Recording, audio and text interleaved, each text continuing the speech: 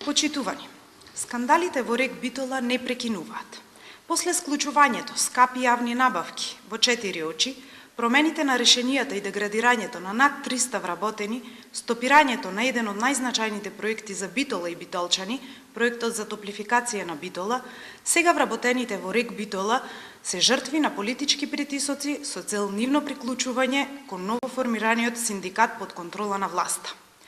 Почитувани, новото раководство на АД Елем, кој го постави СДСМ, најпрво направи се за да ги спречи редовните синдикални избори на самостојниот синдикат од енергетика, рударство и индустрија на Република Македонија. Покрај тоа, раководството на СДСМ ги блокираше сите средства од оваа синдикална организација по основ на членарина и задршки од вработените за роба, како и другите приходи кон синдикатот. За да биде скандалот поголем, одземени се и работните простори на овај репрезентативен синдикат на АД Елем, сето ова се прави со цел работниците да се приклучат кон новата синдикална организација, која треба да биде марионета на СДСМ.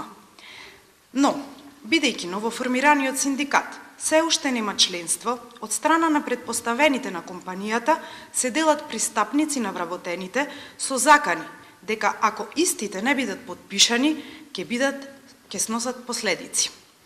И додека се врши притисок врз вработените, предпријатието стагнира. Според информации кои ги добивме од терен, сите големи проекти стагнираат или се запрени од страна на новото раководство. Количеството на јаглен на депонијата е минимално, односно 30.000 тони, што доколку работат трите блока истовремено, не е доволно ниту за 3 дена.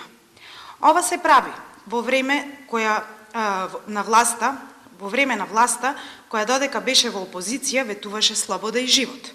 Наместо тоа, сведоци сме на притисоци, закани и заплашувања. Очигледно фразата «живот за сите» била само за предизборна употреба.